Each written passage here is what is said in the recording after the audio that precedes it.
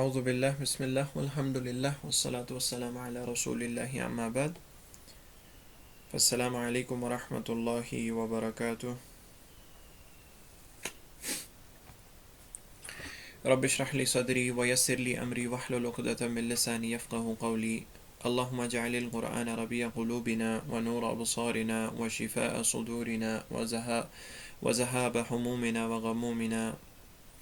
اللهم نسألك فهم القرآن آمین یا رب العالمین.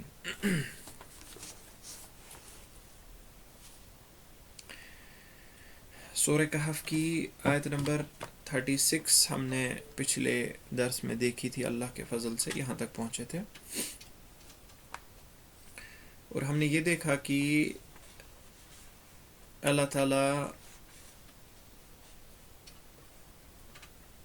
ان آیتوں سے کچھ پہلے کچھ قبل آنے والی آیتوں میں دوسرا قصہ اس سورہ کا شروع کرتے ہیں، اور یہ قصہ دو ایسے انسانوں کے بارے میں ہے جن میں سے ایک کو اللہ تعالیٰ نے دنیاوی لذتوں سے نوازا،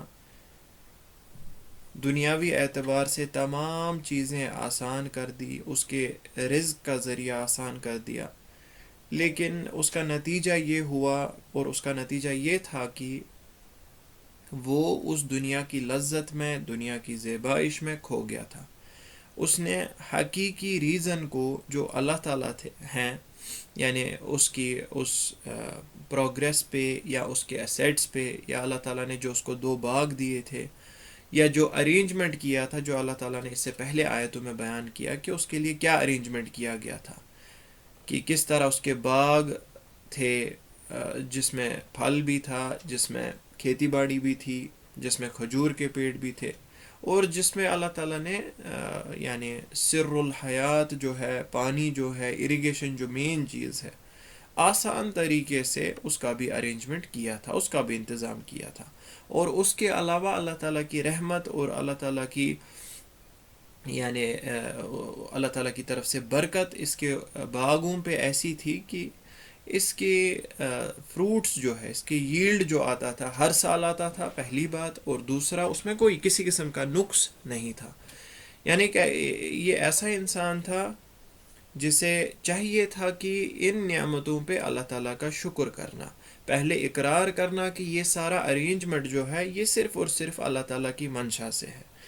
لیکن ہم دیکھتے ہیں کہ اس کے بعد بھی، اتنی نعمتوں کے بعد بھی، اتنی برکت کے بعد بھی، یہ انسان اس دنیاوی زیبائش میں، اس مادیت میں، مٹیریلزم میں اور چیزوں کی ظاہری آسپیکٹ میں جو اسے صرف دکھ رہا تھا، کھو گیا تھا.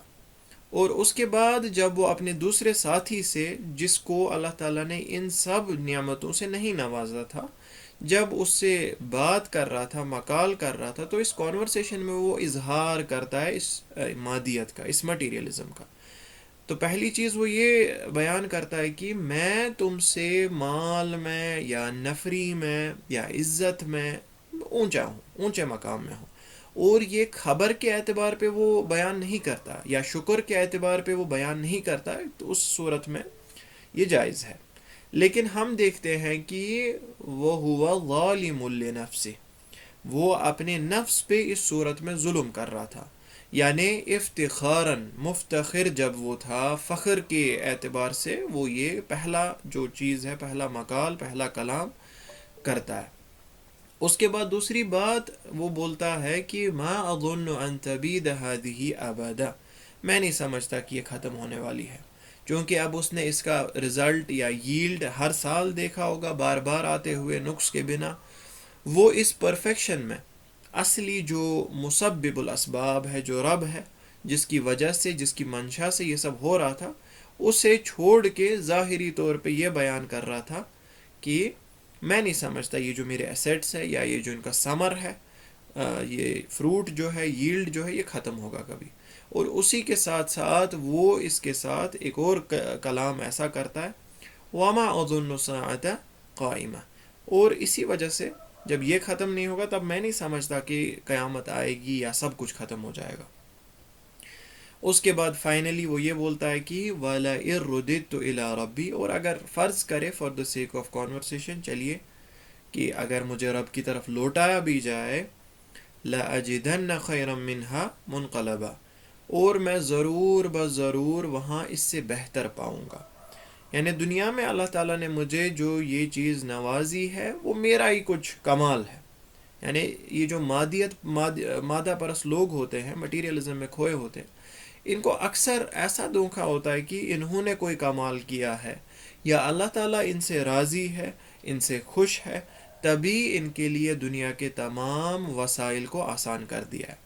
اور اس کے کنکلوژن میں وہ ایک اور آرگومنٹ بناتے ہیں کہ اب جو آخرت ہے ادھر بھی یہی معاملہ ہوگا، چونکہ اب انہوں نے یہ مان لیا ہوتا ہے، ایک فالس پریمیسز بنائی ہوتی ہے کہ اللہ تعالیٰ ہم سے راضی ہے، اسی وجہ سے ہماری دنیا کا معاملہ آسان کر دیا، تو اللہ تعالیٰ ہم سے وہاں بھی راضی ہوں گے.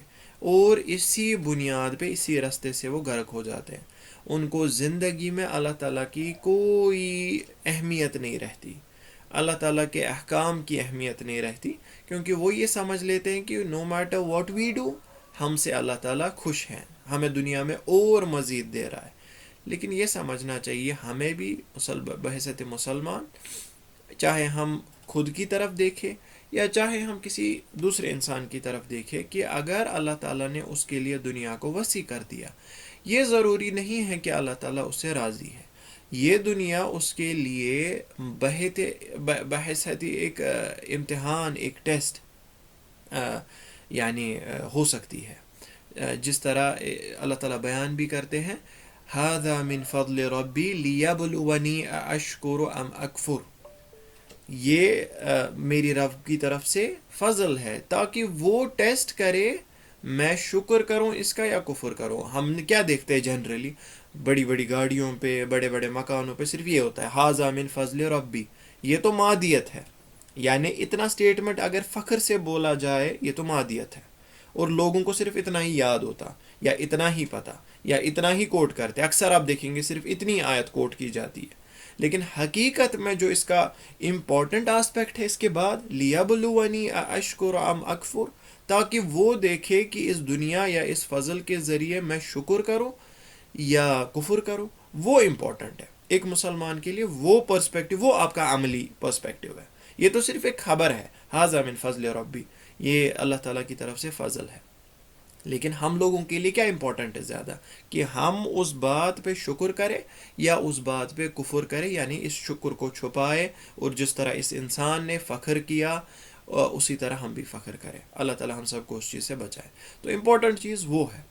اور مادہ پرست انسان اور ایک دینی انسان میں یہ فرق رہنا چاہیے جسے اللہ تعالیٰ کا خیال ہے کہ فضل تو اللہ تعالیٰ کی طرف سے ہے. چاہے مجھے اللہ تعالیٰ نے دنیا میں سب سے زیادہ کیوں نہیں دیا ہے، ضروری نہیں ہے کہ دنیا جس کو دی کہ وہ اب خراب ہی خراب ہے، ہم دوسرا ایکسٹریم لے لیں. نہیں، امپورٹنٹ ہے کہ اس نعمت پہ، اس فضل پہ ہمارا بیہیویئر کیسا ہے، ہمارا جو ریاکشن ہے وہ کیسا ہے. اور وہ یہی ہونا چاہیے کہ ہم اللہ تعالیٰ کا شکر کریں اس پہ. اور اس بات کا ہمیں اب دوسرے انسان کو دیکھ کے دھوکہ نہیں لگنا چاہیے، جس طرح اللہ تعالیٰ فرماتے ہیں وَلَا تَغُرَّنَّكَ تَقَلُّبُ الَّذِينَ كَفَرُوا فِي الْبِلَادِ. یہ جو ان کا تقلب ہے کفر کرنے والوں کا، آج بھی ہم دیکھتے ہیں کہ غلبہ جو ہے یا مٹیریلسٹک آسپیکٹس جو ہے یا ڈومینین جو ہے وہ اکثر انہی لوگوں کے ہاتھ میں ہے. دولت جو ہم دیکھتے ہیں انہی لوگوں کے ہاتھ میں. تو ہمارے ذہن میں یہ بات نہیں آنی چاہیے کہ یہ اللہ تعالیٰ ان سے راضی ہے یا اسی وجہ سے اللہ تعالیٰ نے ان کو انعام کیا ہے. رب فرماتے ہیں متاع قلیل ثم مأواہ جہنم وبئس المہاد. یہ تھوڑے وقت کا ایک متاع ہے، ایک ساز و سامان ہے، وہ ختم ہونے والا ہے. اور یہ ان کے لیے، ان کے کفر میں، ان کی ناشکری میں ان کو مزید بڑھائے گا. جب ایک انسان کو دنیا عطا کی اور وہ انسان ناشکر ہے اور مزید عطا کی تو وہ اور زیادہ اس میں غرق ہو جائے گا.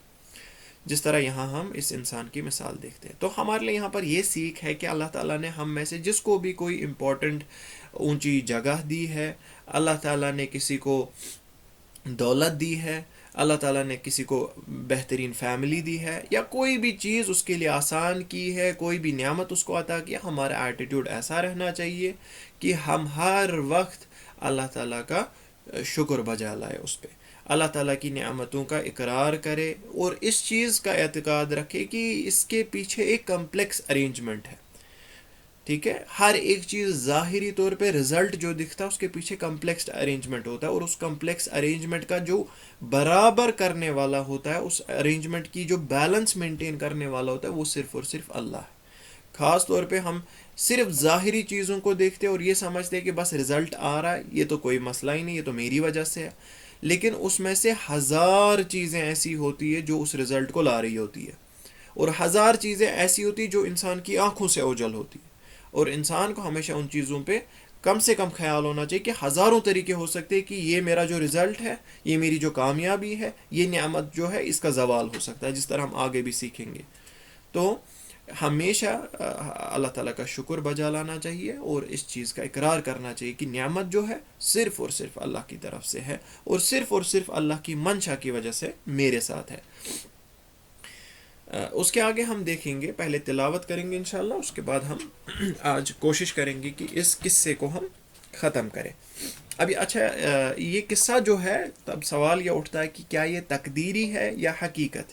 یعنی مثال کے طور پہ بیان کیا ہے اور حقیقت میں ایسا نہیں ہوا ہے، یا ایکچول میں ایسا تھا؟ تو علماء تفسیر جو ہے میجورٹی وہ یہ کہتے ہیں کہ حقیقت میں ایسا ہوا، کیونکہ ان کی جو کانورسیشنز ہے، ان کی جو فیلنگز جس طرح بیان ہوئی ہے، اس سے یہ سمجھ آتا ہے کہ یہ حقیقت میں دو انسان تھے ہسٹری میں جن کے ساتھ یہ معاملہ ہوا، اینڈ ناٹ کہ یہ کو قرآن نے بیان کیا ہے محض ایک مثال صرف جو جس کی کوئی حقیقت نہیں ہے تاکہ ہمیں سمجھائے. نہیں، ویسا نہیں ہے، یہ حقیقت میں ہوا. اب یہ کون سے دو بندے تھے، کس کون سے تعلق رکھتے ہیں، ہسٹری کے کس پوائنٹ پہ یہ واقع ہوا، تو وہ علم نافع میں نہیں آتا، اس سے کوئی فرق نہیں پڑتا ہمیں. اس کے بعد ہم پہلے تجویدی احکام دیکھیں گے انشاءاللہ، اس کے بعد مزید آگے بڑھیں گے. آیت نمبر 37 سے. اعوذ باللہ من الشیطان الرجیم. قال له صاحبه وهو يحاوره أكفرت بالذي خلقك من تراب ثم من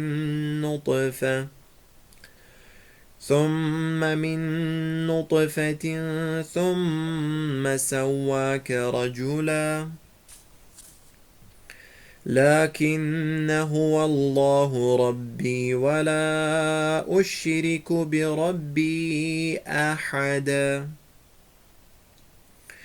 ولولا إذ دخلت جنتك قلت ما شاء الله لا قوة إلا بالله إن ترني أنا أقل منك مالا وولدا فعسى ربي أن يؤتيني خيرا من جنتك ويرسل عليها حسبانا من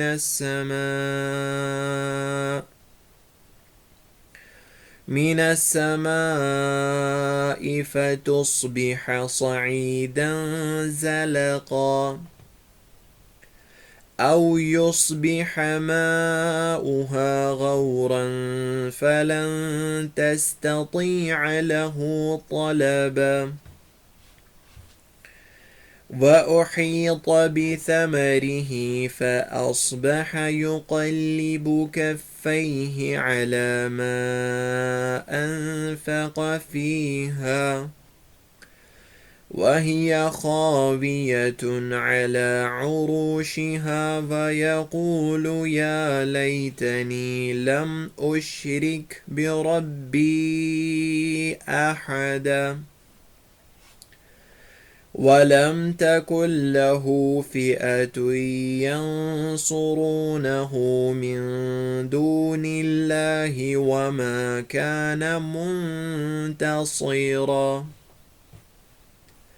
هنالك الولاية لله الحق هو خير ثوابا وخير عقبا. آیت نمبر 37. یحاورہ اس سے پہلے ہم پڑھ چکے ہیں، لیکن یہاں پر دوبارہ دیکھیں گے، اس کے بعد الف ہے، حمزہ ہے، تو اس کو آپ کھینچ سکتے ہیں. یحاورہ اکفرت، یا شارٹ کر سکتے ہیں یحاورہ اکفرت. دونوں چوائسز آپ کے پاس ہے. تھوڑا مشکل ہے خلقک، ٹھیک ہے، خلقک، لائٹ لائٹ ہیوی لائٹ.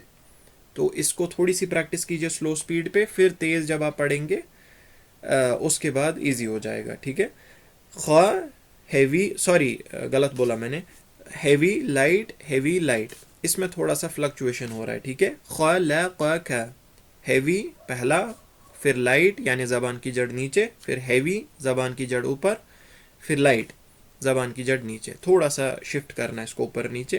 سلو سپیڈ پہ ٹرائی کیجئے، انشاءاللہ ٹھیک ہو جائے گا. خلقک. اس کے بعد نطفہ، ٹھیک ہے، نطفتن، تو اس میں ہیوی رہے گا، صرف تو، اور اس کا جو ساؤنڈ ہے وہ بیک آئے گا. ٹھیک ہے، نطفتن، نوط، یہ نت نہیں ہے، تا نہیں ہے، تو ہے. واو پہ تھوڑا سٹریس ڈالیں گے، سواک، سواک. اچھا، اس کے بعد جو لاکن آ رہا ہے، اس میں آپ لاکن نہیں پڑھیں گے. الف کے اوپر دیکھیں گے چھوٹا سا گول ہے، جس کی وجہ سے الف سائلنٹ ہو جاتا ہے جب کنٹینیو کریں گے. یہ ہم نے اس سے پہلے بھی دیکھا.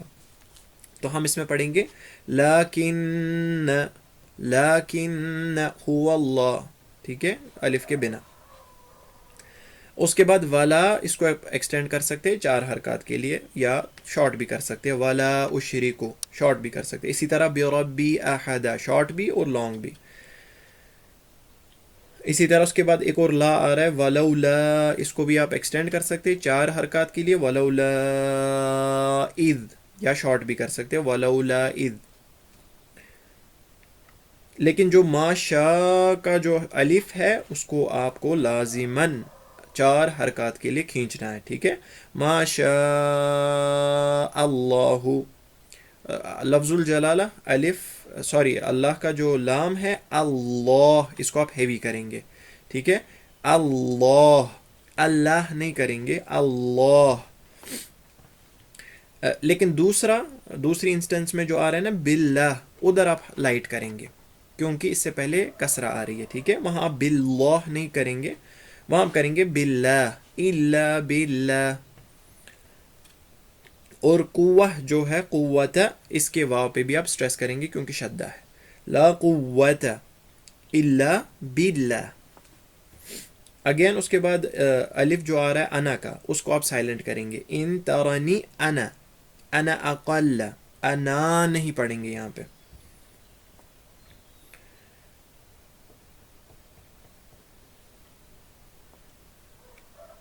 اس کے بعد سما، من السماء، چاہے آپ ادھر رکے جس طرح میں رکا تھا، یا چاہے آپ کنٹینیو کریں، دونوں حالتوں میں آپ کو اس کو ایکسٹینڈ کرنا ہے.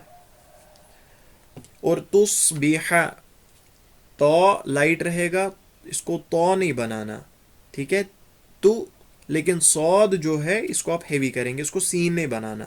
یعنی ہیوی کرنے کا مطلب ہے زبان کی جڑ جو ہے وہ اوپر رہے گی. تصبح، اور ہا کو اچھے سے نکالیں گے، اس کو ہا نہیں بنانا ہے. اس کے بعد آ رہا ہے سعیدہ، اس میں بھی سین سے نہیں نکالیں گے آپ، سعیدہ وہ الگ چیز ہے. یا عین کو آپ حمزہ نہیں بنائیں گے، سعیدہ ویسے نہیں کرنا. سعیدہ، جتنا آپ کو آ سکتا ہے اتنا، جتنا استطاعت ہے، جتنا سیکھا ہے، آہستہ آہستہ اس کو یعنی کم سے کم دماغ میں یہ چیز رکھنی ہے کہ جب آپ پڑھ رہے ہیں تو کم سے کم یہ چیز رہنی چاہیے کہ سعیدہ ہے. پھر آپ کو کتنا آئے وہ آپ کی پریکٹس پہ ڈیپینڈ ہے. سعیدہ نہیں پڑھنا ڈائریکٹلی، پھر غلط ہو جائے گا. آپ کو ثواب کی بجائے اس میں یعنی عقابت ہوگی اگر آپ نے سعیدہ پڑھا، کیونکہ وہ ایک الگ چیز ہے. ٹھیک ہے، اس چیز کا دھیان رکھیں، تجوید کے احکام کے ساتھ معنی جوڑا ہوا ہے، اس کو کبھی لائٹلی نہ لیں. ٹھیک ہے، ان چیزوں کو، تجوید کو کبھی، یہ آپ کا پہلا قدم ہے اللہ تعالیٰ کی طرف، یہ آپ کا پہلا رشتہ ہے قرآن کے ساتھ. اس رشتے کو مضبوط بنانے کی کوشش کریں. تو کیا پڑھیں گے ہم؟ صعیدا، صعیدا، صعیدن زلقا، قاف الف ہیوی کریں، ہیوی کرنے کا مطلب زبان کی جڑ کو اوپر. زلقا اگر ہم پڑھیں گے وہ کچھ اور ہو جائے گا، ٹھیک ہے. اور کبھی کبھی معنی بہت ویری کرتا ہے، بہت چینج ہوتا ہے، انفیکٹ اپوزٹ ہو جاتا ہے. تو اس چیز کا قا یا کیا، اس کا یہ اچھے سے دھیان رکھے، ٹھیک ہے. جیسے مثال کے طور پر ہم نے اسی سورہ میں دیکھا کلب، ٹھیک ہے. کلب مینس کتا، جس طرح ہم نے یہاں دیکھا ہے اسی سورہ میں، یا دوسری جگہ قرآن میں جہاں لفظ آیا ہے قلب قاف سے، باقی ساری پروننسیشن سیم ہے، دل، ٹھیک ہے. اگر ان دونوں کو ہم نے چینج کیا، دل کو کتے کے ساتھ معنی کو انٹرچینج ہو گیا، یا کتے کے معنی کو دل کے ساتھ انٹرچینج ہوا، تو معنی میں فساد پیدا ہو جائے گا. اس چیز کا دھیان رکھیں. ہر ایک ورڈ کا جو پروننسیشن ہے اس کے ساتھ ایک معنی جڑا ہوا ہے، کیونکہ عربی زبان جو ہے وہ وربل لینگویج ہے، ٹھیک ہے. اس میں رائٹنگ کہیں نہیں تھی پہلے، یہ تو رائٹنگ اب آ گئی ہے. تو اس ٹائم قاف اور کاف کی فرق آپ کو رائٹنگ سے نہیں پتہ چلتی تھی فرسٹ انسٹنس پہ، یا میجورٹی لوگ جو اس کو بول رہے تھے وہ لکھ نہیں پاتے تھے، وہ صرف فرق سمجھتے تھے اس کی پروننسیشن پہ. اسی لیے ہر پروننسیشن کے ساتھ اس میں ایک معنی جڑا ہوا ہے، تو اس پروننسیشن کو محفوظ رکھے، اس کو چینج نہ کرے. اس کے بعد ما اوہا، آیت نمبر 41، اس کو بھی آپ کھینچیں گے. ما اوہا، طلبہ کے طا کو آپ ہیوی کریں گے، ہاں، طلبہ، طلبہ. اس کے بعد باقی لام اور با الف لائٹ، طا ہیوی، طلبہ، طلبہ نہیں کریں گے.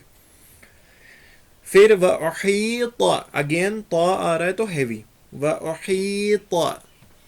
اور ثا ہے، یہ سین نہیں ہے، بِالثَّمَرِ نہیں پڑھیں گے ہم، بِثَمَرِهِ، ٹھیک ہے.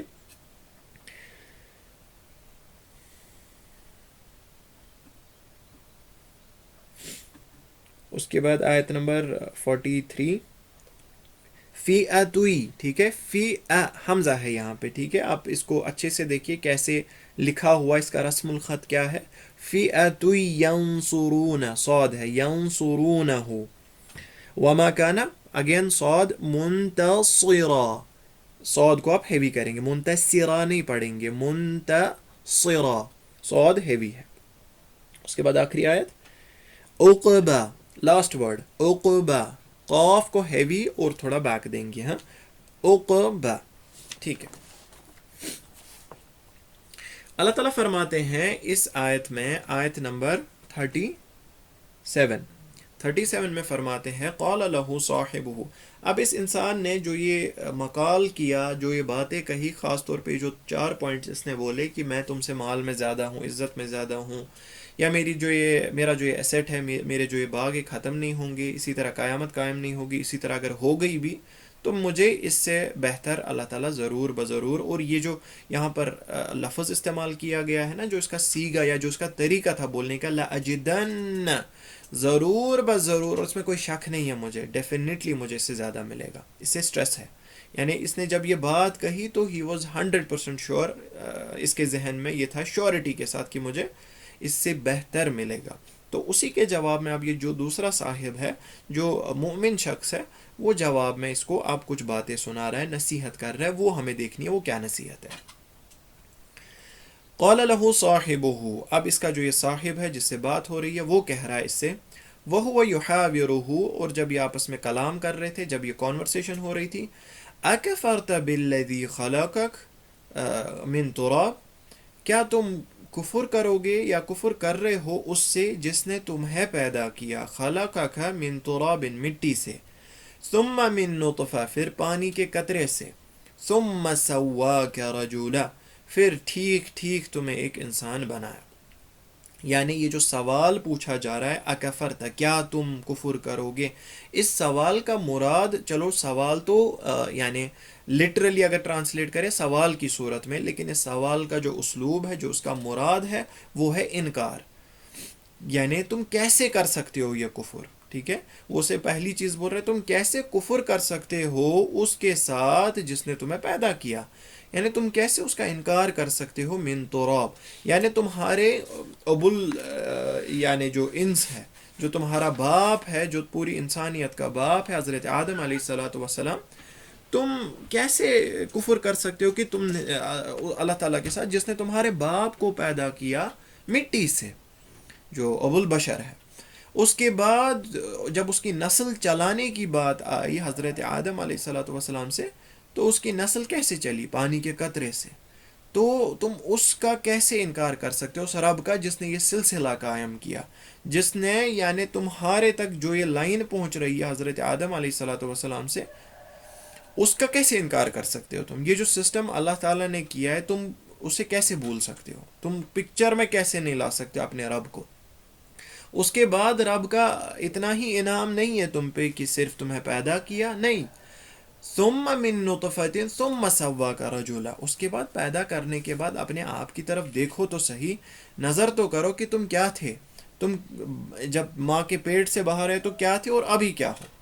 یعنی وہ خود ہی تھوڑی نہ ہوا، یا وہ تم نے خود تھوڑی ویسا کوئی ایسا پروسیس کیا جو کہ تم ایک ٹھیک ٹھیک انسان بن گئے، تم عقل والے شعور والے بن گئے، تم نے یہ کمائی، یہ تھوڑی نہ تم سے ہوا، یہ اس رب سے ہوا جس نے تمہارے باپ کو پیدا کیا، اور اس کے بعد تمہیں پیدا کیا، اور اس کے بعد تمہیں ٹھیک ٹھیک انسان کی شکل میں بنایا. جس طرح اللہ تعالیٰ لاجیکل جو یہ بات ہے، بہت سارے جو بعث کا انکار کرتے ہیں، قیامت کا انکار کرتے ہیں، ان کے سامنے قرآن میں پریزنٹ کرتے ہیں. جس طرح مجھے یاد آ رہا ہے، ان الذی احیاھا لمحیی الموتى، زمین کے بارے میں بات کرتے ہیں کہ اب دیکھیے اس زمین کی طرف دیکھیے، کتنی بنجر تھی پہلے، اللہ تعالیٰ نے بارش کا ایک قطرہ ڈال دیا، اور اس کے بعد آپ دیکھتے ہیں کہ گرینری کیسے لوٹ رہی ہے اس زمین پہ. جس طرح ہم آرام سے، یا ہر ایک انسان اس چیز کا مشاہدہ کرتا ہے کہ جو زمین ہے وہ اچانک سے، جو بیرن تھی پہلے، اچانک سے زرخیز ہو جاتی ہے. کیوں؟ کیونکہ اللہ تعالیٰ نے اس پہ بارش کا قطرہ ڈال دیا. اس بارش کے قطرے سے جو پروسیس سٹارٹ ہو گئے، فائنلی اس کا نتیجہ یہ آیا کہ اس میں زندگی لوٹ گئی. تو یہ کیا خود ہی ہو گیا؟ یہ لاز جو ہے، یہ بارش کا گرنا، یہ سب کچھ کس نے کیا، یا یہ سب کچھ تمہارے آنکھوں کے سامنے کون کر رہا ہے؟ یہ وہی کر رہا ہے. ان الذی احیاھا لمحیی الموتى، ان الذی احیاھا، جس نے یہ کیا، جس نے اس زمین کو زرخیز دوبارہ بنایا، لمحیی الموتى، وہ وہی ہے جو ضرور بضرور مرے ہوئے لوگوں کو پھر سے زندہ کرے گا. کوئی مشکل نہیں سمجھنا. جس نے مری ہوئی زمین کو زندہ کیا اور کر رہا ہے تمہاری آنکھوں کے سامنے بار بار، وہی مرے ہوئے لوگوں کو بھی زندہ کرے گا. تو اس میں ایک انسان کو کوئی یعنی یہ کوئی حیرت نہیں ہونی چاہیے کہ اللہ تعالیٰ ہمیں ذالک رجع بعید، جس طرح سورہ کاف میں اللہ تعالیٰ کہتے ہیں، یہ لوگ بولتے ہیں کہ اذا متنا وکنا ترابا ذالک رجع بعید، یہ تو بڑی عجیب بات ہے کہ ہم مر گئے اور اس کے بعد ہم مٹی ہو جائیں گے، پھر ہم کھڑے کر دیے جائیں گے، تو دور کا خیال ہے. لیکن یہ تو بڑی آسان چیز ہے سمجھنا، اگر دنیا کی طرف آپ کی نظر ہوگی، اگر آپ دنیا کی کو باریکی سے تولتے ہوں گے، دنیا کو باریکی سے دیکھتے ہوں گے. جس طرح اللہ تعالیٰ سورہ بقرہ میں بھی کہتے ہیں کیف تکفرون باللہ وکنتم امواتا، تم کیسے اللہ تعالیٰ کا انکار کرتے ہو کہ جب کہ تم اپنی طرف اگر دیکھو گے، تم تو پہلے مرے ہوئے تھے، تم پہلے مرے ہوئے تھے، اس کے بعد اللہ تعالیٰ نے تمہیں زندہ کیا.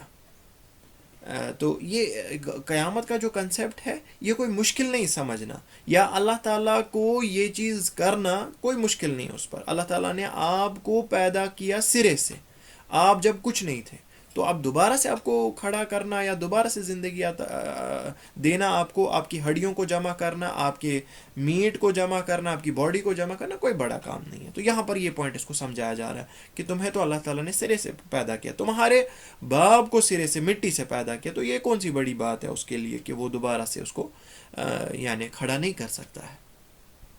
اور یہاں پر ایک اور چیز ہمارے لیے یہاں امپورٹنٹ ہے کہ جو بعث بعد الموت، یا انسان کے مرنے کے بعد اس کے اٹھانے کو انکار کرے، یا قیامت کا انکار کرے، جس طرح بہت سارے مسلمان غفلت میں بھی، کوٹ ان کوٹ مسلمان غفلت میں بھی یہ چیز بیان کرتے ہیں کہ یہ تو صرف بس محض ڈرانے کی بات ہے، حقیقت میں نہیں ہوگا، وغیرہ وغیرہ بہت ساری چیزیں. تو اللہ تعالیٰ یہاں پر کلیئر کٹ ہمیں بیان کرتے ہیں اکفرت، کیا کفر، یا اس سے آگے بھی ہم دیکھتے ہیں کہ اللہ تعالیٰ نے اس انکار کو، حالانکہ یہ شخص جو تھا یہ رب کا انکار نہیں کر رہا تھا، یہ قیامت کا انکار کر رہا تھا، یہ دنیاوی زیبائش میں کھو گیا تھا اور سمجھ رہا تھا کہ یہ ختم نہیں ہوگی، لیکن یہاں رب کا انکار نہیں کر رہا تھا، جس طرح یہ بیان کر رہا ہے رددت الی ربی، میرے رب کی طرف اگر میں لوٹا دیا جائے، یعنی رب کا انکار نہیں کر رہا تھا، لیکن پھر بھی اللہ تعالیٰ نے اس کو کافر ٹھہرایا۔ تو اس سے ہمیں یہ فائدہ ملتا ہے کہ جو شخص قیامت کا انکار کرے وہ دین کے دائرے سے خارج ہے، وہ کافر ہے، ٹھیک ہے۔ جس طرح اللہ تعالیٰ سورہ تغابن میں بیان کرتے ہیں زعم الذین کفروا ان لن یبعثوا، جن لوگوں نے کفر کیا وہ یہ سمجھتے ہیں کہ انہیں نہیں اٹھایا جائے گا، یعنی زعم الذین کفروا، جن لوگوں نے کفر کیا۔ اللہ تعالیٰ وہاں بھی انڈیکیٹ کرتے ہیں کہ بعث بعد الموت کا انکار کرنے والا جو ہے وہ کافر ہے۔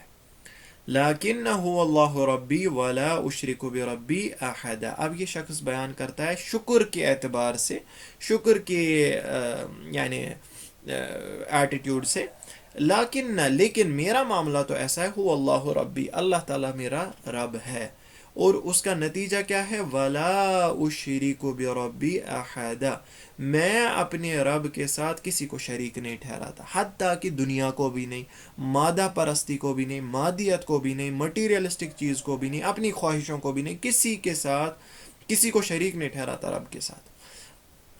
کبھی کبھار ایک انسان کو دھوکا لگتا ہے کہ شرک کی بہت 3 4 یہی انگلیوں پہ گنیں گے ہم اس کی قسمیں ہیں، لیکن شرک حقیقتاً کبھی کبھی انسان کے لیے اتنا مشکل ہو جاتا ہے پہچاننا کہ وہ بہت ساری چیزوں کو نہیں سمجھتا شرک، حتیٰ کہ انسان کی بہت ساری ڈیزائرز جو ہے وہ اس میں شرک کا اسپیکٹ ہے، جس طرح اللہ تعالیٰ بیان کرتا ہے فرأیتم سبحان اللہ، مجھے آیت بھول گئی، کہ کیا تم نے اس کو دیکھا ہے جس نے اپنی خواہشوں کو اپنا خدا بنایا، یعنی وہاں پر اللہ تعالیٰ بیان کرتے ہیں کہ خواہشوں کو خدا بنانا یعنی خواہشوں کی پیروی کرنا یا خواہشوں کو اپنا رب بنانا، کیونکہ انسان بالکل اپنی خواہشوں کے تحت اتنا دب جاتا ہے کہ اسے حق اور باطل کا کوئی فرق نہیں دکھتا، تو وہ بھی ایک قسم کا شرک ہے، جس طرح یہاں پر ہمیں بیان ہو رہا ہے کہ مادہ پرستی کس طرح، یعنی اللہ تعالیٰ نے اس کو یہاں شرک بیان کیا، وَلَا أُشْرِكُ بِرَبِّي أَحَدًا، کہ میں اپنے رب کے ساتھ کسی قسم کا، اب ہم یہاں اگر غور کریں کیا اس انسان نے کوئی شرک کیا؟ نہیں، اگر ہم دیکھیں وہی 2 3 گنی چنی قسمیں ہیں، کیا اسی نے کسی معبود کی اطاعت کی یا معبود کی عبادت کی؟ نہیں، یا کیا اس نے اللہ تعالیٰ کا انکار کیا؟ نہیں، اس نے صرف ایک چیز کا ارتکاب کیا، وہ ہے یہی مٹیریلزم، اور اللہ تعالیٰ نے اس کو کیا بولا، یا اس مومن نے اس کو کیا کیا، یا اللہ تعالیٰ نے مینشن کیا وَلَا أُشْرِكُ بِرَبِّي أَحَدًا، میں اپنے رب کے ساتھ کسی چیز کا یعنی کوئی شریک نہیں ٹھہراتا۔ تو یہ چیز جاننا چاہیے کہ مادہ پرستی جب حد سے بڑھ جائے تو وہ بھی شرک میں آتا ہے۔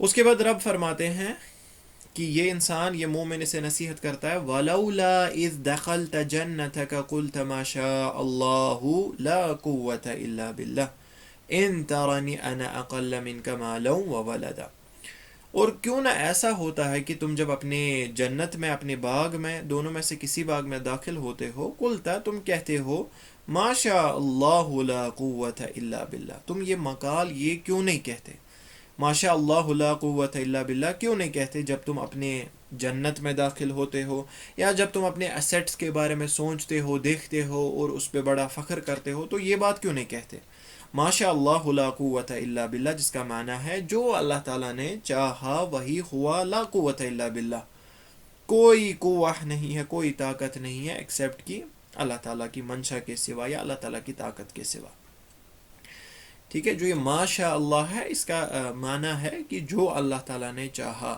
اس میں چھپا ہوا ہے کانا، یعنی جو اللہ تعالیٰ نے چاہا وہی ہوا، یا جو اللہ تعالیٰ چاہتا ہے وہی ہوگا۔ اس کے بعد لا قوت الا باللہ، کسی قسم کی قوت نہیں ہے، کوئی طاقت نہیں ہے الا باللہ، الا کی اس کے پیچھے جو بیک اینڈ ورکنگ ہے، اس کے پیچھے جو حقیقت ہے وہ اللہ تعالیٰ کی قوت ہے، اللہ تعالیٰ کی مرضی ہے، اللہ تعالیٰ کی منشا ہے۔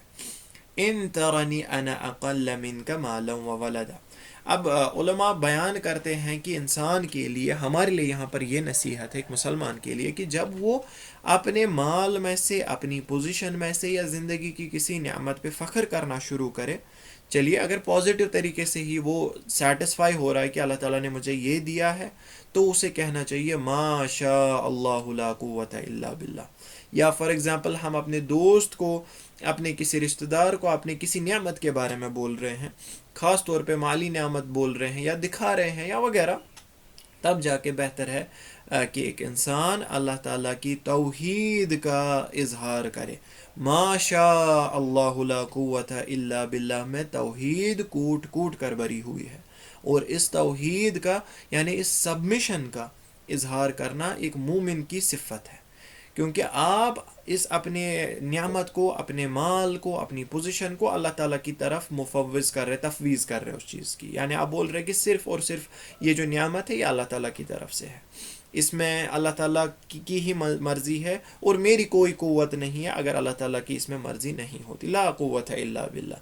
تو ہم سب کو عادت بنانی چاہیے کہ ایسا کوئی معاملہ اگر ہمارے ساتھ ہوتا ہے ہم اس چیز کو اپنی زندگی کے ساتھ جوڑ کے رکھیں. ما شاء اللہ لا قوت الا باللہ.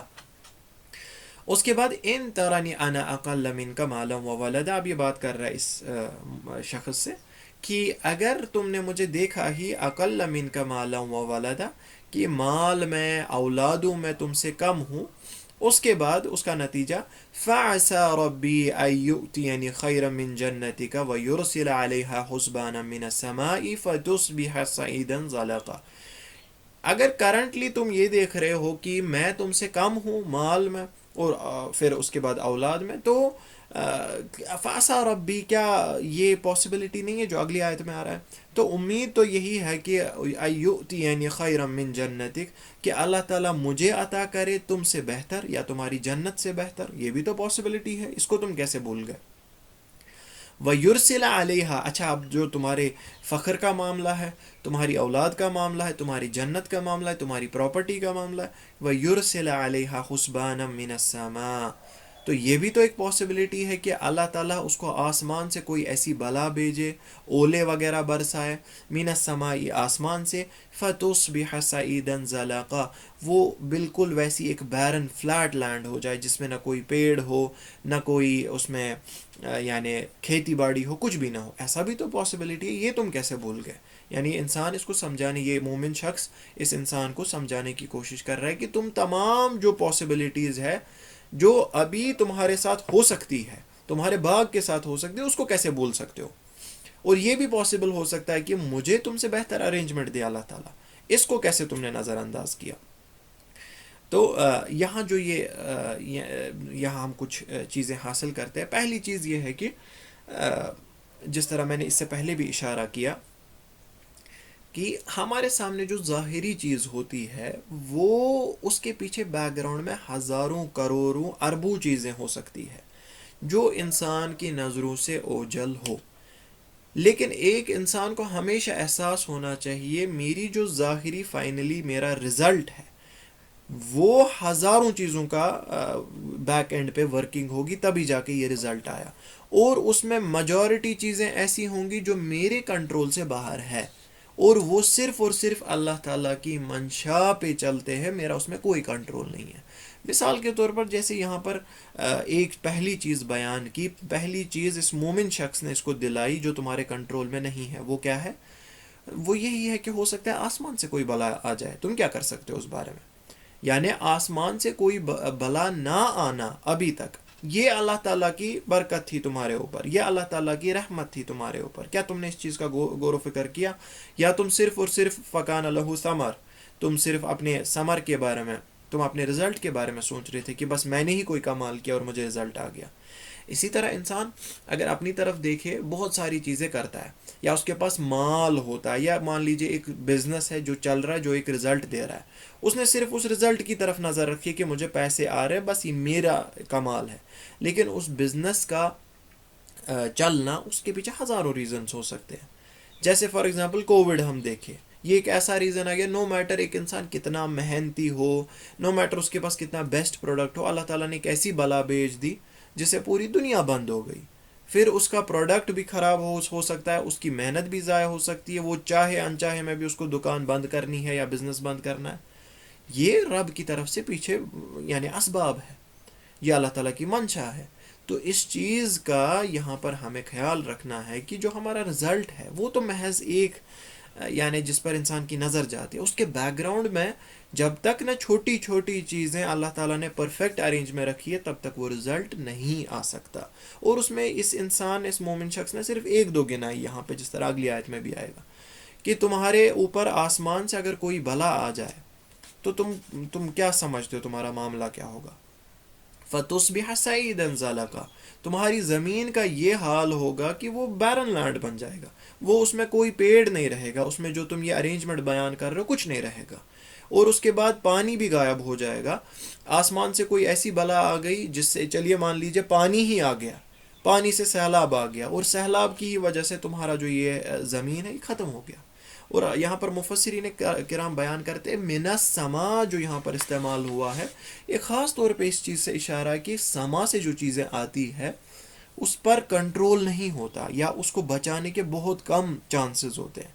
اگر زمین سے کوئی بلا آ جائے، چلیے وہ بولے گا کوئی جانور سے بلا آ جائے یا آگ وغیرہ کا کچھ ہو مسئلہ اس کا، تو اس کو کنٹرول کر سکتا ہے، جانور سے بچانے کے لیے دیوار بنائے. لیکن آسمان سے جو چیز آتی ہے یہ ڈیواسٹیٹنگ ہوتی ہے، اس کا کنٹرول کرنا بہت مشکل ہوتا ہے.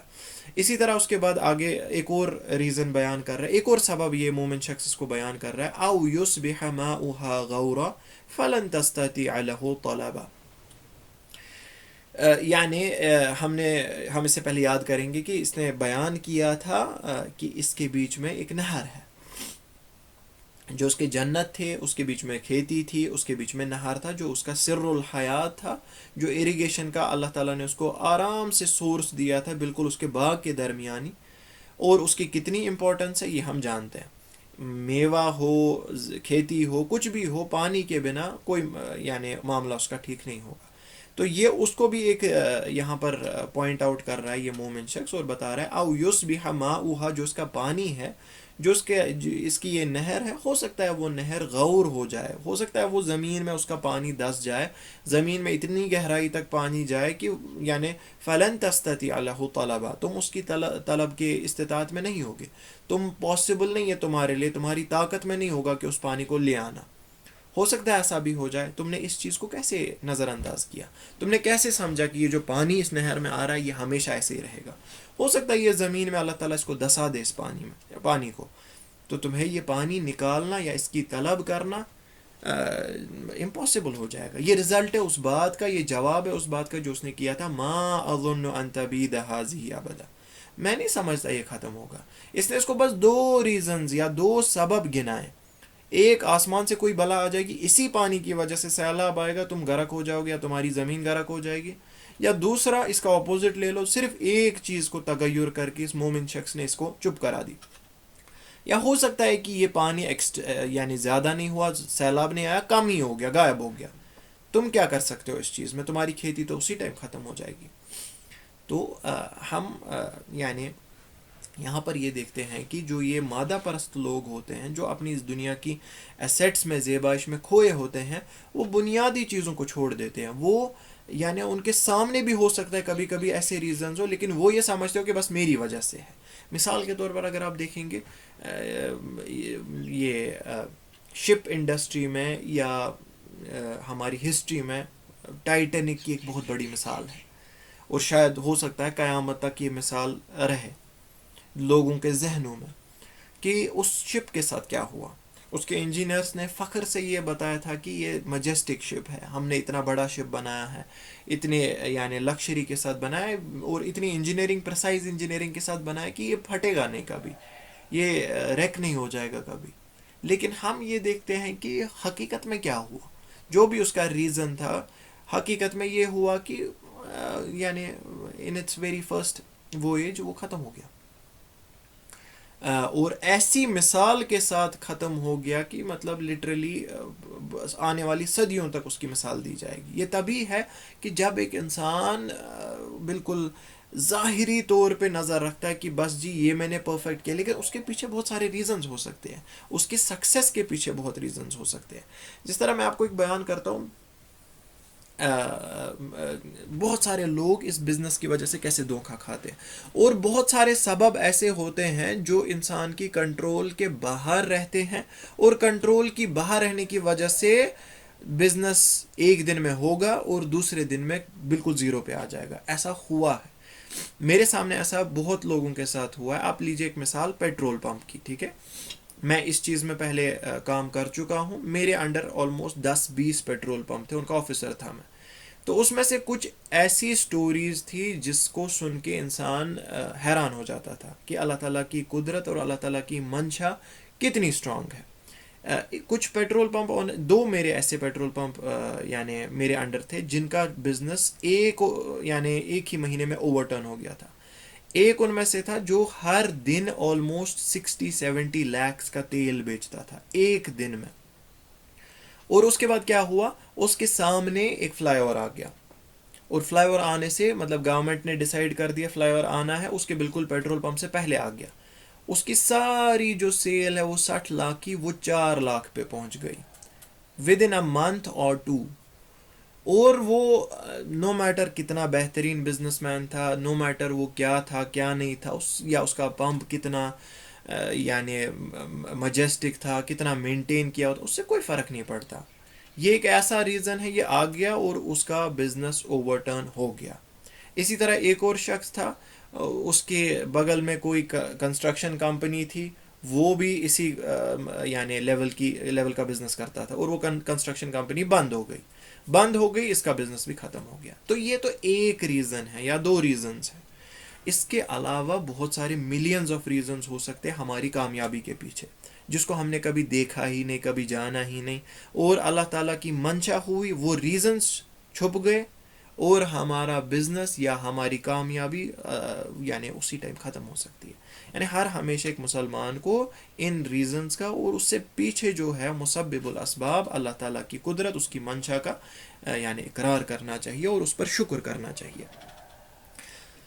وَأُحِيطَ بِثَمَرِهِ. اچھا، یہاں پر ہم ایک اور چیز سیکھتے ہیں اس آیت میں یا ان دو آیتوں میں، وہ یہ ہے کہ ظالم کے خلاف ایک انسان، ایک مومن دعا کر سکتا ہے اگر خاص طور پہ اس کے ظلم کی وجہ سے وہ اپنے نفس پہ ظلم کر رہا ہے، یا ایک انسان کسی کے نعمت کے زوال کا دعا کر سکتا ہے. جیسے یہاں پر یہ جو مومن شخص ہے، اس نے دعا کی کہ اس کا یعنی جو یرسل علیہا حسبانم، اس کی جنت پہ اللہ تعالیٰ یعنی کوئی ایسی بلا ڈال دے جس سے وہ ختم ہو جائے گی، یا اسی طرح اس کا پانی غائب ہو جائے گا جس سے اس کی جو کھیتی باڑی ہے وہ ختم ہو جائے. تو اس سے علماء تفسیر بیان کرتے ہیں کہ ایک ظالم کے خلاف ایک انسان دعا کر سکتا ہے جب تک یعنی اس کا ظلم جو ہے وہ اس کو اللہ تعالیٰ کی اطاعت سے روک رہا ہے. یعنی وہ اس نے جو اپنے وَكَانَ ظَالِمٌ لِنَفْسِهِ، وہ اپنے ظلم پہ یعنی نفس پہ ظلم کر رہا تھا. تو اس مومن شخص نے یہ دعا کی کہ اگر تمہیں یہ ختم ہو جائے گا تو تمہیں حقیقت اللہ تعالیٰ کی پتہ چلے گی. جو ہوا ایگزیکٹلی ویسا ہی ہوا جس طرح اللہ تعالیٰ بیان کرتے وَأُحِيطَ بِثَمَرِهِ فَأَصْبَحَ يُقَلِّبُ كَفَّيْهِ عَلَى مَا أَنفَقَ فِيهَا وَهِيَ خَاوِيَةٌ عَلَى عُرُوشِهَا وَيَقُولُ يَا لَيْتَنِي لَمْ أُشْرِكْ بِرَبِّي أَحَدًا. وَأُحِيطَ بِثَمَرِهِ، اس کا جو ثمر ہے، اس کا جو رزلٹ ہے وہ ہلاک ہو گیا، ختم ہو گیا، اس کو الٹ پلٹ کر دیا گیا. ان میں سے کوئی بھی ریزن ہوا ہوگا یا اس کے علاوہ اللہ تعالیٰ کی منشا سے جو بھی کوئی ریزن ہوا، ختم ہو گیا وہ. فَأَصْبَحَ يُقَلِّبُ كَفَّيْهِ عَلَى مَا أَنفَقَ فِيهَا، پھر اس کے بعد یہ جو شخص ہے یہ اپنے ہاتھ ملتے رہ گیا. يُقَلِّبُ كَفَّيْهِ، ایک قلب ہوتا ہے اوور ٹرن، ایک كَفَّيْهِ مینس دو ہاتھ، ٹھیک ہے، دو پامز. اس نے اپنے دو پامز ایک دوسرے کے اوپر ملے، یعنی افسوس کیا علی ما انفق فیہا، اس پر افسوس کیا جو اس نے ان باغوں پر خرچ کیا ہوتا، چاہے اس نے اس پہ پیڑ لگائے ہوتے، مزدوری لگائی ہوتی وغیرہ، جو بھی سارا اس نے اس پہ خرچ کیا ہوگا وہ ملٹیپلائی بائی زیرو ہو گیا، ختم ہو گیا سب. کیسے؟ وَهِيَ خَاوِيَةٌ عَلَى عُرُوشِهَا، یہ تو بس اپنے عروش پہ رہ گیا. یہ تو عرش یعنی یہاں پر اشارہ کر رہا ہے جو گریپ وائنز کے ہم سپورٹ لگاتے ہیں تاکہ وہ کھڑے رہے، بس وہی سپورٹ بچ گیا، باقی سب ختم ہو گیا. یعنی یہ اس باغ کی بالکل وہی سعیدن زلقہ جو ہم نے پڑھا، بیرن لینڈ بن گیا جس میں کوئی ویجیٹیشن، کوئی پلانٹ، کوئی ٹری نہیں بچا، کچھ نہیں. وَيَقُولُ، اور اس کے بعد یہ شخص جو ہے جس نے فخر کیا تھا، اس نے کیا کہا؟ یا لیتنی، اے کاش، لم اشرک بربی احدا، میں نے اپنے رب کے ساتھ شرک نہیں کیا ہوتا. یہاں بھی اشارہ اس چیز کی طرف ہے کہ مادہ پرستی شرک ہے. دنیاوی اسباب میں کھوئے رہنا، دنیا کی زیبائش میں کھوئے رہنا اور اللہ تعالیٰ کا انکار کرنا، یہ سمجھنا کہ یہ جو سبب ہے یا یہ جو رزلٹ ہے یہ میری محنت کی وجہ سے یا صرف سبب کو پورا کر کے آیا ہے، یہ شرک ہے. مثال، اگر کوئی انسان فرسٹ پوزیشن حاصل کرتا ہے، بہت محنت کرتا ہے اور یہ سمجھتا ہے کہ صرف اور صرف میری محنت سے میں فرسٹ آ گیا ہوں، تو وہ شرک کا شکار ہوتا ہے. لم اشرک بربی احدا، کاش کہ میں نے اپنے رب سے رب کے ساتھ شرک نہیں کیا ہوتا. تو یہاں پر اس چیز کا اشارہ ہے، اس کی جو یہ ندامت ہے. دیکھیں اللہ تعالیٰ کتنے رحیم ہے، اللہ تعالیٰ کی رحمت اتنی ہے. یہاں اس چیز کا اشارہ ہے کہ اس کی جو یہ ندامت ہے، مفسرین کرام بیان کرتے اس کی ندامت نے جو یعنی جو اظہار کیا یہاں پہ، لم اشرک بربی احد، یا لیتنی، کاش. تو اس سے یہ پتہ چلتا ہے کہ اس کا حال پھر ٹھیک ہو گیا، اس کو اللہ تعالیٰ نے دوبارہ سے رزق عطا کیا اور دوبارہ سے اس کا معاملہ ٹھیک ہو گیا. کب؟ جب اس نے اپنی ندامت کا اظہار کیا، جب یہ یعنی وہ جو ببل ہے اس سے باہر آ گیا کہ یہ دنیاوی زیبائش میری وجہ سے وغیرہ وغیرہ، جو اس نے ساری باتیں کی اس سے پہلے. اب اس نے حقیقت میں دیکھا، ما اظن ان تبید هذه ابدا، اب اس نے دیکھا وہ ہو گیا ختم. اس کے بعد وہ اس ببل سے باہر آ گیا اینڈ اس نے حقیقت دیکھ لی. اب اس نے حقیقت کا یعنی اقرار کیا، یا لیتنی لم اشرک، اور اس چیز کا بھی اقرار کیا کہ میں اپنے رب کے ساتھ شرک کر رہا تھا، میں دنیاوی زیبائش میں کھویا تھا، اور اے کاش کہ میں نے ایسا شرک نہیں کیا ہوتا اور میری یہ نعمت کا زوال نہیں ہوتا.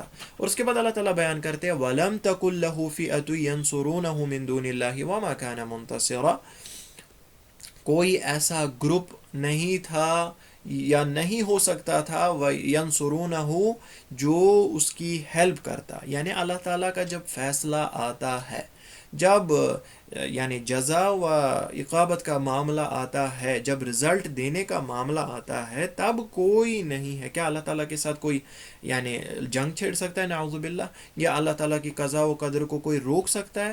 من دون اللہ، اللہ تعالیٰ کے سوا اس کا کوئی مددگار نہیں تھا. وما کان منتصرا، نہ ہی وہ کوئی بدلہ لینے والا تھا، نہ ہی وہ خود کچھ کر سکتا تھا. جس طرح اللہ تعالیٰ بیان بھی کرتے ہیں قُلْ فَمَن يَمْلِكُ لَكُم مِّنَ اللَّهِ شَيْئًا إِنْ أَرَادَ بِكُمْ ضَرًّا أَوْ أَرَادَ بِكُمْ نَفْعًا، کہہ دیجئے ان سے یا رسول اللہ صلی اللہ علیہ وسلم، فَمَن يَمْلِكُ لَكُم، کون یعنی کون ایسا شیء ہے، کون ایسی چیز ہے جو اللہ تعالیٰ کے خلاف، اللہ تعالیٰ کے اپوزٹ میں تمہیں کھڑا ہو کے تمہیں پروٹیکٹ کر سکتا ہے. ان اراد بکم ضرًا، اگر اللہ تعالیٰ نے تمہارے ساتھ ضرر کا معاملہ کیا، او اراد بکم نفعا، یا تمہارے سے یعنی اللہ تعالیٰ کے نفع کو کون روک سکتا ہے؟ یہ تمام چیزیں جو ہے یہ اللہ تعالیٰ کے ہاتھ میں ہیں. اسی لیے اس چیز میں یہ جو آیت آ رہی ہے، یہ اس سے پہلے اس نے جو بات کی تھی انا اکثر منک مالا واعز نفرا، جو پہلی بات اس نے سٹارٹ کی تھی کہ مجھے مال زیادہ ہے تم سے اور میں نفری میں عزت و اکرام میں تم سے زیادہ ہوں. اب وہ عزت و اکرام کہاں رہا؟ کون سا عزت و اکرام رہا جس نے یا کون سی نفری ایسی رہی جس نے اس باغ کو، اس کی نعمت کو بچایا؟ کچھ نہیں رہا. اللہ تعالیٰ کا جب فیصلہ آیا کسی نے اس کی ہیلپ نہیں کی، کوئی قادر بھی نہیں ہے اس چیز کے. تو یہاں پر یہ بات یاد دلائی جا رہی ہے کہ کبھی اپنے یعنی جو تمہارا فیملی بیک گراؤنڈ ہوگا یا تمہاری جسمانی قوت ہوگی یا کوئی بھی ایسی چیز ہوگی جس کو تم نے فخر کے طور پہ سامنے لایا، وہ چیز، وہ سبب، وہ تمہاری پوزیشن اللہ تعالیٰ کے خلاف تمہاری ہیلپ نہیں کر سکتے. سب ہاتھ کھڑے کر دیں گے جب اللہ تعالیٰ کا فیصلہ آ جائے گا. جس طرح قوم عاد کو اللہ تعالیٰ جب وہ بیان کرتے تھے من اشد منا قوہ، ہم سے بھی کون ہے، یعنی فخر کے اعتبار پہ ہم سے بھی ہے کوئی قوت میں، طاقت میں شدید، تو ان سے کہا گیا اولم یروا ان اللہ الذی خلقکم هو اشد منہم قوہ، کیا یہ لوگ نہیں دیکھتے کہ اللہ تعالیٰ نے ہی جن نے ان کو پیدا کیا ہے، کہ وہ ان سے شدید ہے قوت میں، وہ جب چاہے تو ان کی قوت کا زوال ایک سیکنڈ میں کر سکتا ہے، یا جو چیز یہ کر رہے اس کی قدرت چھین سکتا ہے۔ تو ہمیشہ اللہ تعالیٰ کی قدرت پہ، اللہ تعالیٰ کی رحمت پہ، اپنے نعمتوں کا اقرار کرنا چاہیے، اور یہ سمجھنا چاہیے کہ everything goes back to Allah. اس چیز کو آپ، اس تھاٹ کو کبھی نہ چھوڑیں، چاہے زندگی میں کچھ بھی ہو جائے۔ ایک مومن کے لیے رسول اللہ صلی اللہ علیہ وسلم نے فرمایا کہ یہ عجیب معاملہ ہے ایک مومن کا، چاہے اس کو پازیٹیو چیز ہو جائے، یہ اس بارے میں کیا کرے گا؟ اللہ تعالیٰ کا شکر کرے گا، اللہ تعالیٰ آپ نے مجھے یہ پازیٹیو چیز دی۔ اس کے ساتھ نیگیٹو معاملہ ہوگا، یہ اس پہ صبر کرے گا، اور دونوں چیزیں جو ہے اس کے آخرت کے لیے مفید ہے۔ ہمارا معاملہ ایسا ہی ہونا چاہیے۔ اللہ تعالیٰ نے ہمیں کوئی نعمت دی، ہمیں اس کا شکر کرنا چاہیے، وہ ہمارے لیے بینیفٹ بنے گا آخرت کا۔ اللہ تعالیٰ نے ہم سے کوئی چیز روکی، یا اللہ تعالیٰ نے ہمارے ساتھ کوئی یعنی مصائب کا معاملہ کیا، تب ہمیں اس پہ صبر کرنا چاہیے، وہ ہمارے لیے پازیٹیو چیز بنے گی آخرت کے لیے۔ اس کے بعد آخری آیت، ہنالک الولایۃ للہ الحق۔ ایکچوئل کنکلوژن جو ہے وہ یہی ہے کہ یہاں تو ولایت جو ہے، ڈومینین جو ہے، فائنل کنٹرول جو ہے، ملک جو ہے، سلطنت جو ہے، وہ صرف اور صرف اللہ تعالیٰ کی ہے حقیقت میں، للہ الحق، جو حق ہے۔ آپ ٹیمپرری ڈومینین کی بات کریں، ٹیمپرری طاقت کی بات کریں، یہ تو محض اللہ تعالیٰ نے آپ کو قدرت دی ہے۔ اگر آپ ہاتھ میں گلاس بھی اٹھاتے ہیں اور یہ سمجھتے ہیں کہ میں قادر ہوں، یا ایک باڈی بلڈر یہ سمجھے گا کہ میں 500 kg اٹھاتا ہوں، یہ کب پاسبل ہے؟ جب اللہ تعالیٰ نے آپ کے مائنڈ کو کنٹرول دیا آپ کے بازوؤں پہ، آپ کے کمر پہ، تب جا کے اپنی وزن اٹھایا۔ جب اللہ تعالیٰ نے اتنے کمپلیکس سسٹم کو بنایا اور بالکل ایک کوآرڈینیشن کے ساتھ بنایا آپ کی باڈی میں، تب جا کے آپ اس کے قابل ہو گئے۔ تو ایکچول ولایت کہاں ہے، یا ولایت کہاں ہے؟ دونوں قراتیں یہاں مشروع ہے، ہنالک الولایۃ للہ الحق یا ہنالک الولایۃ للہ الحق۔ ولایہ جو ہے اس کا معنی ہے نصرہ، ہیلپ، ٹھیک ہے۔ ولایہ جو ہے اس کا معنی ہے ڈومینین۔ دونوں طرح سے ہیلپ ہو یا ڈومینین ہو، سلطنت ہو، صرف اور صرف اللہ تعالیٰ کی حقیقت میں اگر دیکھیں۔ اور یہاں پر اس قصے کا نتیجہ یہی نکلتا ہے کہ انسان کے پاس اپنی محنت کتنی بھی کیوں نہ ہو، ہنالک الولایۃ للہ الحق، جو ایکچوئل ڈومینین ہے وہ صرف اور صرف اللہ کا ہے۔ ہوا خیر ثوابا و خیر عقبا، اللہ تعالیٰ ہی بہترین ثواب دینے والا ہے، اور اللہ تعالیٰ ہی بیسٹ طریقے سے عقابت دینے والا ہے۔ اگر انسان کی بات کرے، انسان کو جب اجر دینا ہے وہ کتنا مزید کرے گا؟ کسی انسان نے 100 روپے کا کام کیا ہے تو اس کو دوسرا انسان 1000 روپے دے سکتا ہے، اس کے بدلے 10,000 دے سکتا ہے، 1 کروڑ دے سکتا ہے، لمیٹڈ رہے گا۔ لیکن اللہ تعالیٰ کا ثواب ایسا ہے جو لمٹ لیس ہے، یعنی اس دنیا کے بدلے جنت کو دینا، جن کے بیچ میں کوئی کمپیریزن نہیں ہے، یہی پہلے لمٹ لیس ہے۔ اس ٹیمپورل ورلڈ جو 60 سال کی زندگی ہے، اس کے بدلے ہمیشگی دینا، یہی اس کو کمپیئر نہیں کیا جا سکتا۔ خیر ثوابا و خیر عقبا۔ اسی طرح جب عقابت کا معاملہ ہے، دیکھیے یہاں پر بھی وہی معاملہ ہے، خوف اور رجا کا۔ ثواب میں بھی اللہ تعالیٰ بہترین ہے، اور عقابت میں بھی۔ ایک انسان کو ان دونوں چیزوں کے بیچ میں بیلنس کرنی ہے۔ ثواب کا ہی معاملہ نہیں ہے اور عقابت کو چھوڑ دیا ہے، یا ویسی ورسا نہیں، دونوں چیزوں کو برابر کر کے اللہ تعالیٰ بیان کرتے ہیں، ہوا خیر ثوابا و خیر عقبا۔ دونوں طریقے سے اللہ تعالیٰ بہترین ثواب دینے والا ہے اور عقابت دینے والا ہے۔ تو اس چیز سے ہم بس 1-2 پوائنٹس بیان کروں گا، اس کے بعد اختتام کریں گے۔ پہلی چیز یہی سیکھتے ہیں کہ اگر یہاں پر اگر ایک انسان کو اللہ تعالیٰ نے کوئی نعمت دی ہے تو بہتر ہے جب وہ اس چیز کو دیکھے یا اس پہ اعجاب کرے، فخر ہو جائے اس پہ، ماشاء اللہ لا قوت باللہ۔ ہم یہ سیکھتے ہیں کہ ہم اس پہ پڑھیں گے ماشاء اللہ لا قوت الا باللہ۔ دوسرا، دنیاوی لذت سے، دنیاوی نعمتوں سے تسلی حاصل کی جا سکتی ہے، ایسا کوئی غلط کام نہیں ہے۔ جس طرح یہاں ہم دیکھتے ہیں کہ یہ جو مومن شخص تھا، اس کو تسلی، یعنی اس نے دعا پہلے کس چیز کی؟ فَعَسَىٰ رَبِّي أَن يُؤْتِيَنِي خَيْرًا مِّن جَنَّتِكَ، یعنی تسلی کے اعتبار سے اس نے بیان کیا کہ ہو سکتا ہے اللہ تعالیٰ مجھے تم سے بہتر دنیا دے۔ جس طرح اللہ تعالیٰ بیان بھی کرتے ہیں ربنا آتنا فی الدنیا حسنۃ وفی الآخرۃ حسنۃ، یعنی دعا ہے ایک مومن کی کہ دنیا میں بھی بہتر دے دے، یا آخرت میں بھی یعنی مجھے اللہ تعالیٰ حسنہ دے دے، اچھی زندگی دے دے۔ تو دنیاوی زندگی اگر بہترین ہو جائے اور انسان کو اس سے تسلی مل جائے تو وہ انسان کی طبیعت کا حصہ ہے۔ تو آخری چیز ہم یہ سیکھتے ہیں کہ چاہے انسان کے پاس کتنا بھی مال کیوں نہ ہو، کتنی بھی ورلڈلی کنیکشنز کیوں نہ ہو، کتنے بھی اولاد کیوں نہ ہو، لا ینفعان، وہ نہیں ہمیں ہیلپ کرتے ہیں جب اللہ تعالیٰ کی نصرت نہیں ہو، جب اللہ تعالیٰ کی ہیلپ نہیں ہو۔ اور یہ خاص طور پر یہ مال، یہ ولد، یہ ساری چیزیں جب اللہ تعالیٰ کی اطاعت میں انسان نہیں صرف کرے گا تو ان کا کوئی فائدہ نہیں۔